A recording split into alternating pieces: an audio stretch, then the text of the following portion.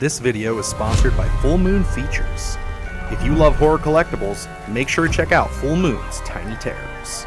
Stick around for more information at the end of the video, or go to the website in the link below.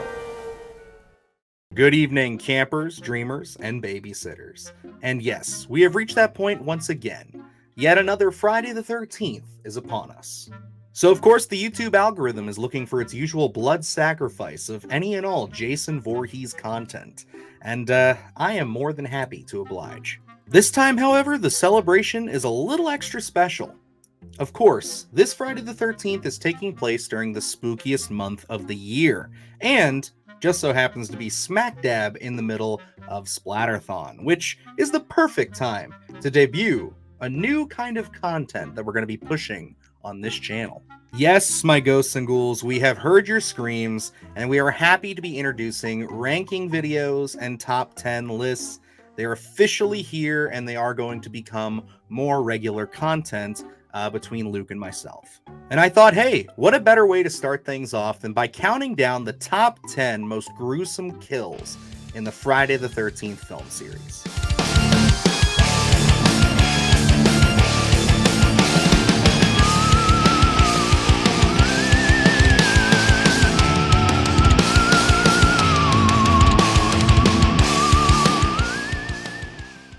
Before we get started, I need to lay down a few ground rules for this. Each of these lists is going to come with a strict set of guidelines that we're judging each kill, film, whatever it is we're ranking by. And for instance, this top 10 list is going based off of creativity, icon status, and of course, gruesomeness. Now, mind you, this list is strictly my opinion. Even though my opinion is right all the time, it's okay if we disagree. In fact, feel free to follow along and post your picks in the comments section down below. So without further ado, campers, let's lace up those boots, sharpen those machetes, and make our way back to Camp Crystal Lake. Number 10, Alan Hawes, Part 6, Jason Lives. By this point, not only was Jason stealing the hearts of us horror fans, but in the 6th installment, Zombie Jason rises from the grave and kicks off the film by ripping poor Alan Hawes' heart right from his chest. It's a very simple kill by Friday the 13th standards, but a combination of great practical effects and the moody atmosphere leading up to the kill make this a great way of demonstrating to the audience that Jason's got a little bit of a power boost after his resurrection, formally pushing him to movie monster status. Number 9, Vera Sanchez, Part 3. Originally shown in eye-popping 3D, Vera's death is one of the most memorable kills in the whole series, not only for its creative use of a spear gun, but her death gets bonus points for being the first time we see Jason don his iconic hockey mask. Number 8, Tina, Part 5. Okay, now let me remind you, this is a list about kills taking place in the Friday the 13th film series as a whole. It does not mean that these kills are all going to be committed by our boy Jason. Yes, Roy Burns takes the 8th spot with the ocular dissection he bestows upon Tina, who was just sneaking off for a little afternoon delight. But come on, Tina, we're 5 movies into this franchise. You should know the rules by now. You can never have sex. Number 7, Jack Burrell, Part 1. Who can forget a classic like this? The OG Friday the 13th takes the number 7 spot with the equally shocking and gory arrow through the neck. This is easily the most iconic kill of the first film, on top of being performed on an early career Kevin Bacon. If there's one thing this kill proves, it's not only monsters you have to worry about under your bed. Yeah, sometimes it's just a vengeful mommy in a turtleneck. Number 6, Julius Gaw, Part 8. This film has one of the most entertainingly over-the-top kills in this entire series. When Julius finds himself trapped on top of a building, he decides to square up with old Jason and go a few rounds. Ultimately, Jason comes out on top, with him being, undead and all. He probably didn't even feel any of that, to be real. Anyway, Jason comes out on top by knocking Julius's head clean off and into a dumpster below. Number 5, Andy Beltrami, Part 3. This kill hits especially hard for any member of our species who possesses a set of family jewels. Jason does what he does best, popping up out of seemingly nowhere and delivering a swift chop right between the legs. For those of you wondering if it was the Frank or the beans, I think it's safe to say it was probably a little bit of both. Well, how the hell did you get the beans above the Frank? I mean,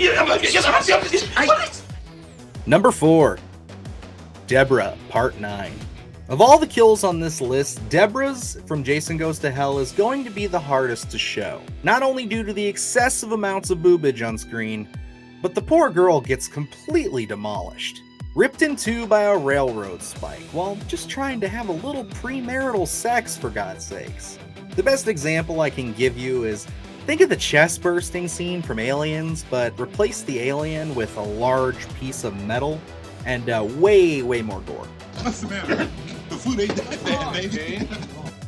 Number 3, Mark Jarvis, Part 2. Yes, this charmingly handsome, wheelchair-bound victim was on his way to having a memorable night of romance with a girl who saw more than just his chair. Jason fucks all that up by not just jamming a machete in his face, but also sending him tumbling down a long flight of stone steps. Talk about a mood killer. Even the gore hounds would agree that this kill did not need to go that hard. Number 2, Jason Voorhees, Part 4. Bet you didn't see that coming, even though you should have. But how could we not include the definitive death of Jason himself? Not only is this kill a marvel of practical effects, but also stands as the very last time we saw Jason in a somewhat human form. After this, he's zombie Jason from this point forward, at least until we get to the remake. And nice job, Tommy. You made us very proud, remembering to always double tap the killer.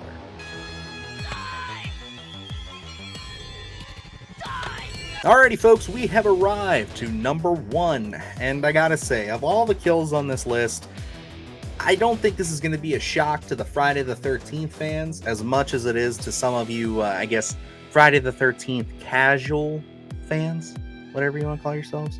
Either way, number 1, Adrian, Part 10. What's cooler than being cool?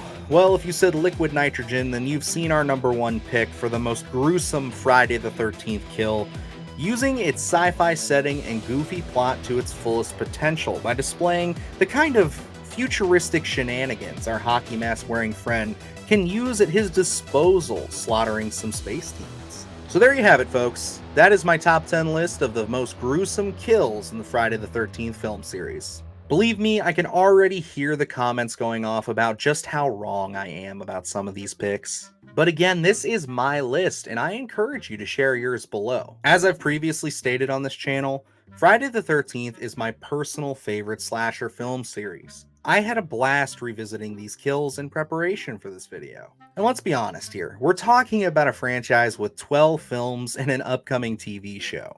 We can always continue this list or change it in the future. And now, I put the future of the ranking series in your hands, folks. What do you want to see myself, Luke, or both of us tackle next? Haddonfield is only a stone's throw away, and Springwood's not that far either. Please let us, and most importantly the YouTube overlords, know if you enjoyed this video and you'd like to see more by hitting that like button, and if you feel we earned it, hit the subscribe button. It really means the most. So that's it for me, folks. We got a lot of great stuff on the channel, lots of really cool videos coming out, and we're still going to be pressing on with our Splatterthon content with even more exclusive reviews, more video essays, and a lot more fun to be had.